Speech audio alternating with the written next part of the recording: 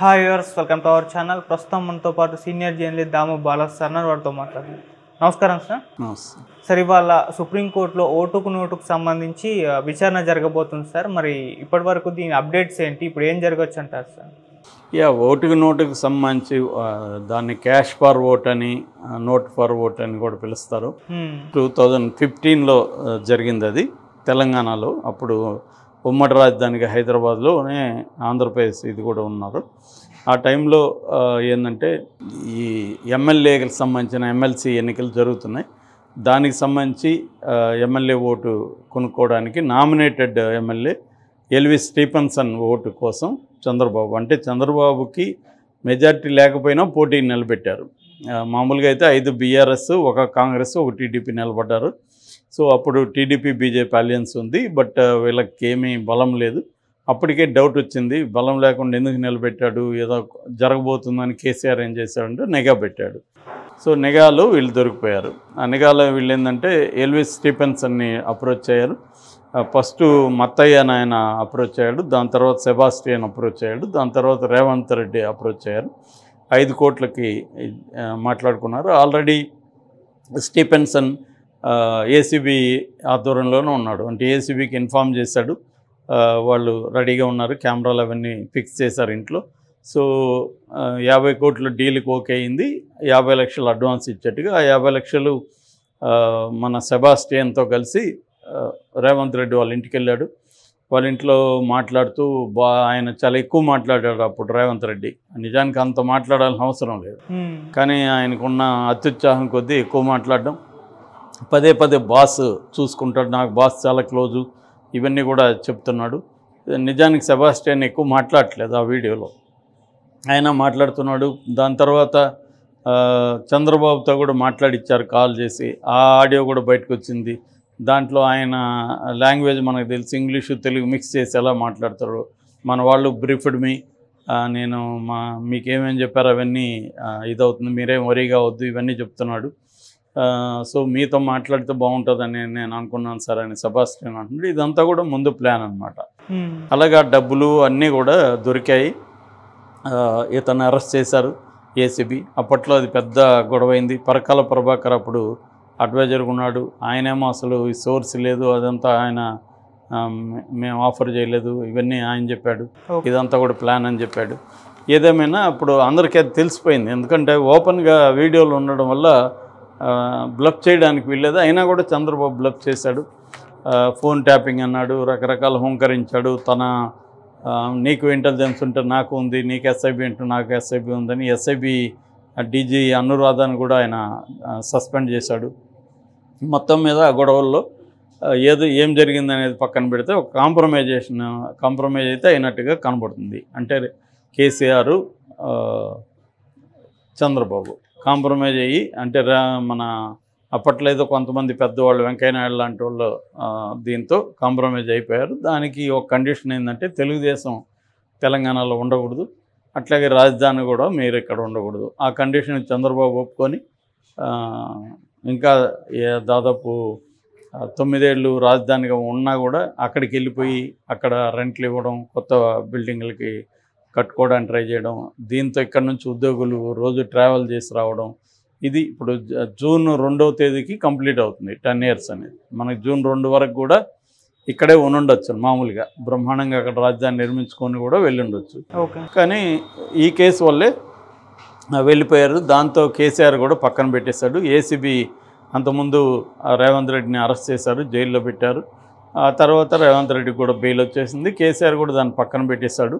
ఈ మధ్యలో ఈడీ కూడా ఎంటర్ అయింది, కానీ ఈడీ కూడా దాన్ని ఏం పట్టించుకోలేదు. సో ఇది జరిగింది. అయితే 2017లో ఆళ్ల రామకృష్ణారెడ్డి ఒక కేసు పెట్టాడు సుప్రీంకోర్టులో.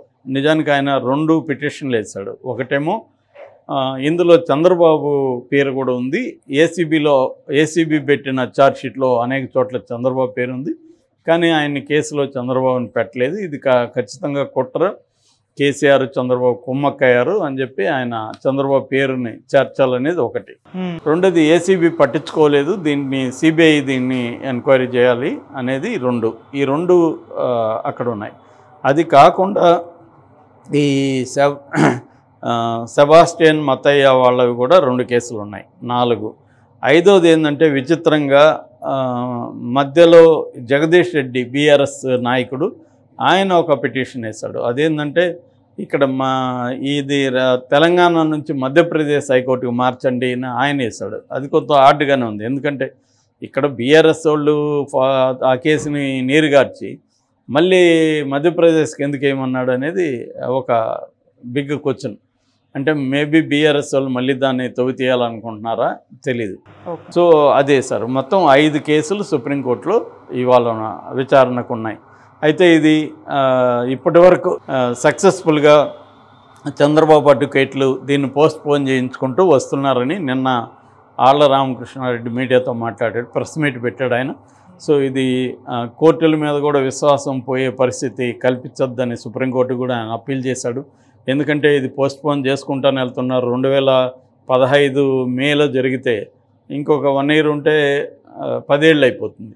సో 9 ఏళ్ళుగా ఈ కేసు అతిగతి లేదు, అందరికీ తెలుసు, క్లియర్గా వీడియోలో ఉన్నారు, ఆయన ఆడియోలో ఆ వాయిస్ ఉంది, ఆ వాయిస్ కూడా ఆయనదే అని ఫోరెన్సిక్ ల్యాబ్ కూడా ఇచ్చేశారు. దానికి కౌంటర్గా అమెరికాలో ఏదో ప్రైవేట్ దాన్ని తీసుకొచ్చి అది నాది కాదని చెప్పారు.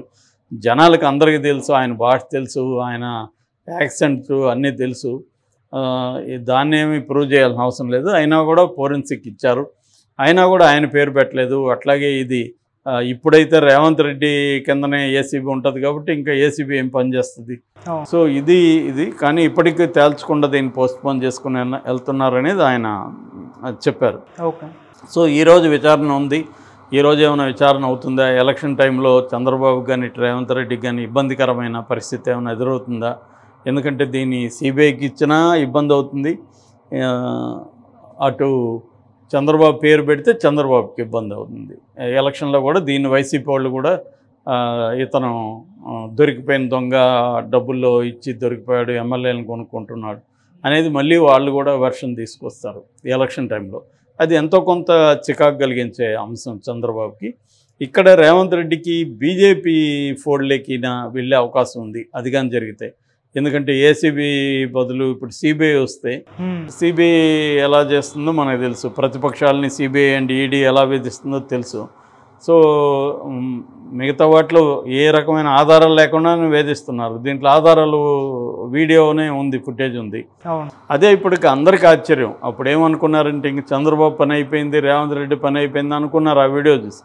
అందరి కళ్ళ ముందు కనబడేదని కూడా దానికి 10 ఏళ్ళుగా అతిగతి లేకుండా అయిపోయింది. అంటే మన ప్రభుత్వాలు తలుచుకుంటే కోర్టులు కానీ ఇన్వెస్టిగేటివ్ ఏజెన్సీలు కానీ ఎవరూ ఏమి చేయలేరు అనేది అర్థమైపోయింది. ఈ కేసు వల్ల ఉండే ఛాన్స్ లేదు. ఎందుకంటే ఇటువంటి పాపులర్ కేసులు ఇది కానీ, మార్గదర్శి కానీ, జగన్ మీద ఉన్న 18 కేసులు కానీ ఇవేవి ముందుకెళ్లకుండా, అవేవి దాంట్లో ఏవి ట్రయల్స్ జరగకుండా, ఫర్ ఎగ్జాంపుల్ ఇప్పుడు లేటెస్ట్ వివేకానంద రెడ్డి కేసు 5 ఏళ్ళు, ఒక ఆఫ్టర్ ఆల్ అది ఒక హత్య కేసు.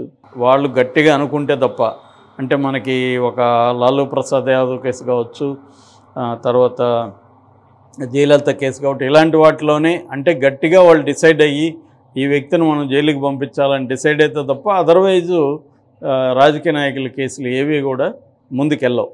అదే అలా జరుగుతూనే ఉంటుంది. ఇదొక టాక్టిక్స్ అనమాట, ఏళ్ల పాటు కేసులు ఉండడం. సుప్రీంకోర్టు కూడా ఏం చేస్తుంది, సుప్రీంకోర్టులోనే 55,000 కేసులు పెండింగ్లు ఉన్నాయి. ఓవరాల్గా ఇండియాలో 5 కోట్ల కేసులు పెండింగ్లు ఉన్నాయి.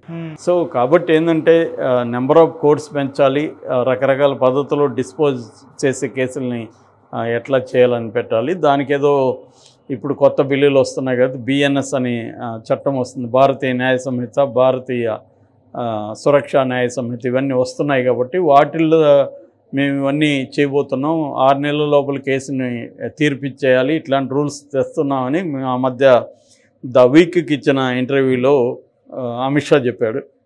అవి ఏమన్నా జరిగితే కానీ ఈ కేసులు ఏవి కూడా సాల్వ్ కావు. మనం ఇలా మాట్లాడుకుంటూ ఉండాల్సింది సంవత్సరాల తరబడి. Okay sir, thank you so much sir.